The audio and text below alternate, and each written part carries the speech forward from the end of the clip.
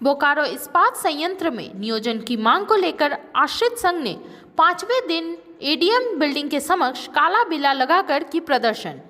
उसके पूर्व आश्रितों ने एडीएम बिल्डिंग के समक्ष धरना प्रदर्शन करते हुए भिक्षाटन भी किए। आश्रितों ने कहा कि 10 वर्षों से वे लोग बोकारो इस्पात संयंत्र में नियोजन को लेकर आंदोलन करते रहे हैं। कई बार जिला प्रशासन के समक्ष सेल प्रबंधन ने त्रिपक्षीय वार्ता हुई, आश्वासन दिए गए, लेकिन आज तक नियोजन के नाम पर केवल धोखा ही मिला है।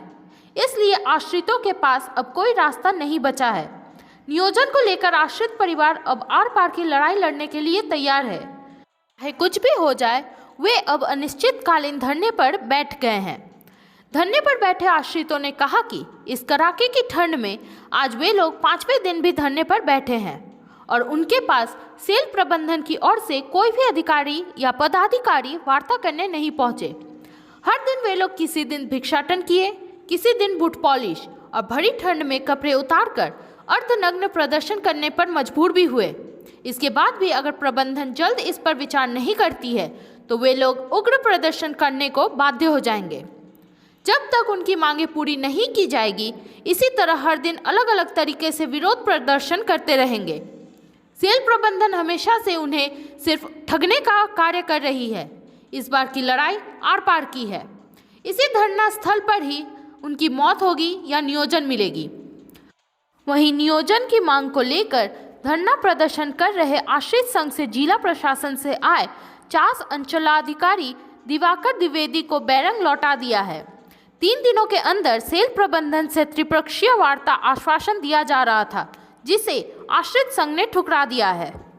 अभी तक हमसे कोई वार्ता करने नहीं आई है, लेकिन प्रबंधन प्रशासन पे दबाव दे रही है कि इनको जल्द से जल्द हटाया जाए और हम लोग को भयभीत किया जा रहा है कि हम लोगों को यहाँ से हटा के कहीं और ले जाया जाएगा। लेकिन हम लोग इस बार जो आंदोलन करने आए हैं, इस कड़कती ठंड में भी हम लोग रात में, आपको विश्वास नहीं होगा कि रात में इतनी हवाएं चल रही थी, कड़कती ठंड थी, हम लोग यहीं सोए हुए थे।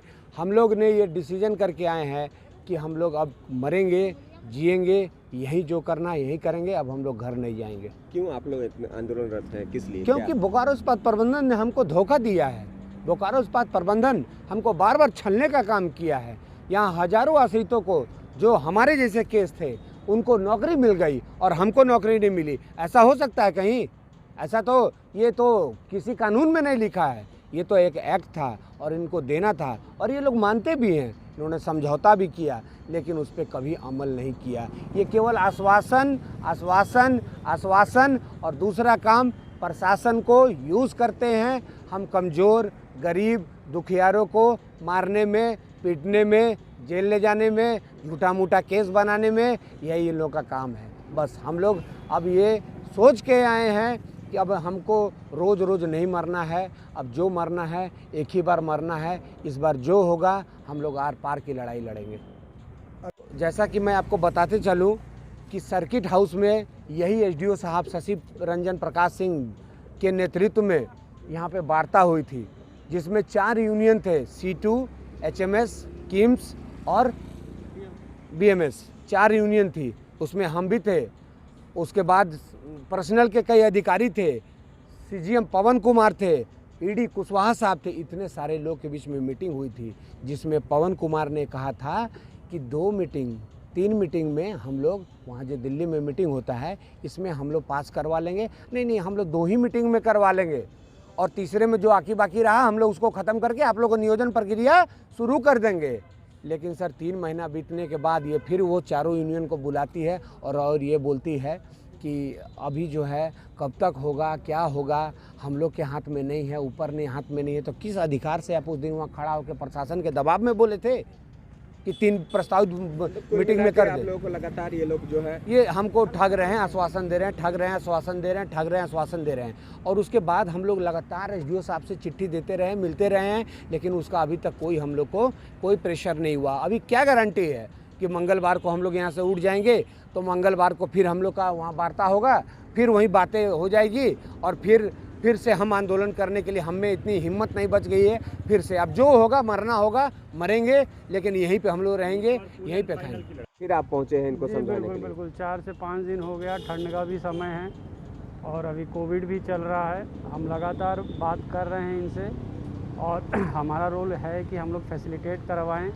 आश्रित संघ को और बीएसएल को बिठा के बात करवाएं। हम लोग इसमें प्रयास कर रहे हैं, लगातार बात कर रहे हैं और हम लोग इनसे अनुरोध भी कर रहे हैं कि आप 2-3 दिन के लिए अपना धरना प्रदर्शन बंद कर दें। हम लोग मंगल या बुधवार तक बैठ के बातचीत करेंगे।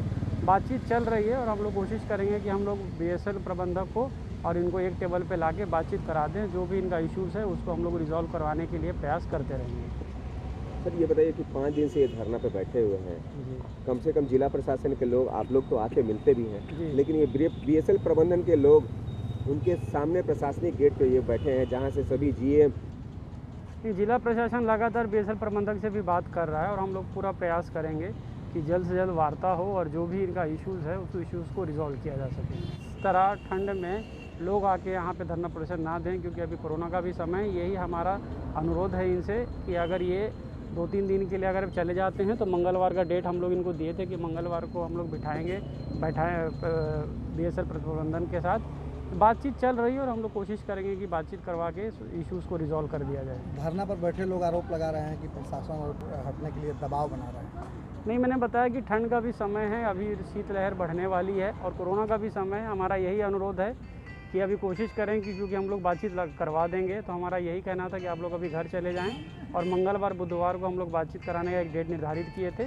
बस यही हमारा अनुरोध है इनसे, ताकि किसी प्रकार की जी बातचीत चल रही है। बातचीत बिल्कुल चल रही है, हम लोग लगातार इनके टच में हैं और हम लोग इनसे रिक्वेस्ट करते रहेंगे कि भाई कि अभी ठंड है, आप कोशिश करें कि आप आके टेबल पे बैठें ताकि किसी को अननेसेसरीली किसी को कोई परेशानी का सामना ना करना।